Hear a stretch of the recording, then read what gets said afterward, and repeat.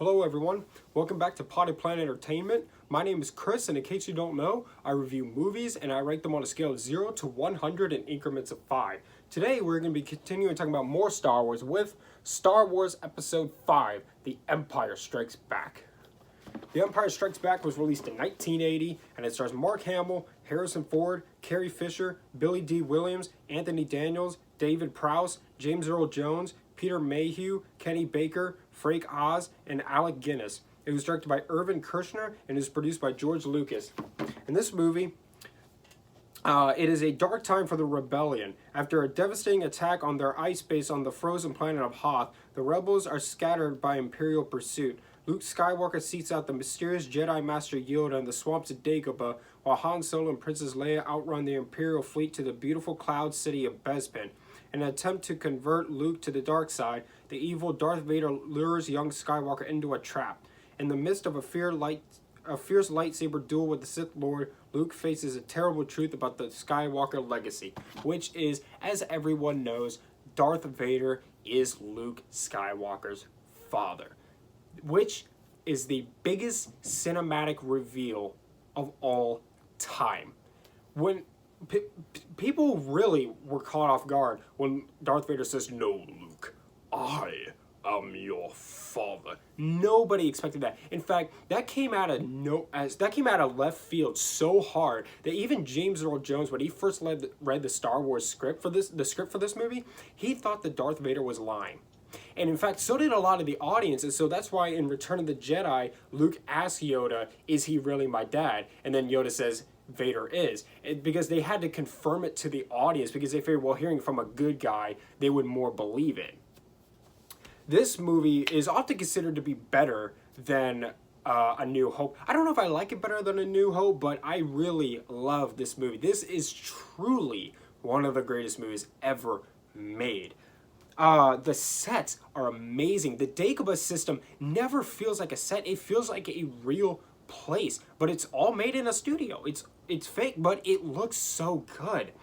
It's got some good laughs in it. The chemistry between Harrison Ford and Carrie Fisher is fantastic. They make for some really good comedic moments because Han Solo keeps hitting on her, and she's trying to deny herself the fact that she actually likes him. It makes for some really good laughs. The special effects in this movie are just as good, if not better, than the special effects in A New Hope. This movie still looks great to this day. The music is amazing. Of course, it's Star Wars theme. There's that amazing music that's playing when the Millennium Falcon is being pursued by the Imperials through the asteroid field. When Yoda lifts the X-Wing out of the swamp, that amazing music that's playing, it's beautiful. And that scene when Yoda lifts up the X-Wing is one of the best scenes in cinema history. It's so iconic. And I always loved how Walter Donovan, which is the name of the villain in Indiana Jones and the Last Crusade, he actually, the same actor's in this movie as an Imperial officer. I just thought I'd point that out because I always thought that was cool. Yoda is one of the greatest movie characters of all time. And all he is a puppet.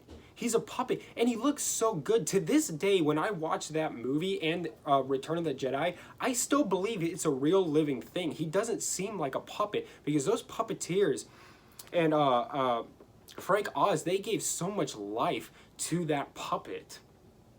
It's got some fantastic suspense. One of the great things about this movie is that the heroes are constantly losing throughout the movie. Luke's ship gets shot down during the Hoth battle. The Millennium Falcon is always broken. Always. They're always trying to jump to light speed, and then they're like, no, because it's not working. The suspense in this movie is fantastic. It's the amazing lightsaber fight between Luke Skywalker and Darth Vader at the end of this movie is one of the best showdowns between two characters in cinema history. You feel the emotional weight behind that fight because it's not like, as great as the lightsaber fight is with Obi-Wan Kenobi and Qui-Gon Jinn fighting Darth Maul in Episode 1, in this fight, and all three of the fights, there's the one between Obi-Wan and Darth Vader in Episode 4, Luke and Darth Vader in Episode 5, and Luke and Darth Vader in Episode 6. You feel the emotional weight behind that fight because it's not just a cool fight to watch, but these two have some history with each other. There's the relationship between those two characters. You feel that weight, and it makes it so much more powerful and impactful because of that. And one of the things I love about this movie is that Han Solo and Chewbacca are complete badass.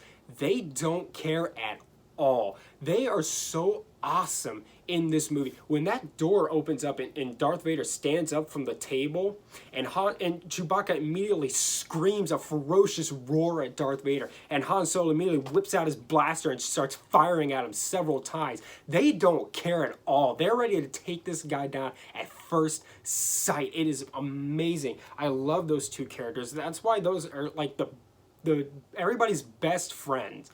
The two best friends in the world that everybody just loves so much. The cinematography in this movie is amazing. Everything looks beautiful in this movie. And this movie was the one that gave us the introduction of Lando Calrissian, who I think is one of the most underrated Star Wars characters. I love this guy so much. He's got such charisma. He's such a charmer, but he's so likable. I really, really love Lando. And then, of course, there's that famous line, "I love you, I know." You feel the emotion behind that. This movie is really very emotionally impactful. When Han Solo is about to get lowered in the carbonite, she says, "I love you." And then Harrison Ford actually improvised that line because they couldn't think of a line for it, so they just said, "Just say whatever." And Harrison Ford went out there and said, "I know." And it's one of the best movie quotes of all time. And I'm going to say of all time a lot because this is one of the best movies of all time. This movie is just, it's beyond fantastic. This movie is like nearly flawless. The only thing I would probably say that I never understood about this movie is why after Luke cuts off the Wampa's arm, he runs out of the cave into the snowstorm instead of staying in the cave where it's safe. But no movie is really perfect, really, if you think about it. You can find something wrong with every movie. But that's just always something that's always confused me about this movie, is why he would leave the cave. But it's such a small thing, it's not even worth taking points off for. Star Wars Episode 5, The Empire Strikes Back, absolutely gets a 100. Thank you so much for watching. Subscribe to Potty Planet Entertainment for more. Hit the like button. Leave movie suggestions down in the comments down below. Follow me on Instagram at Potty Planet Entertainment for channel updates, and much love.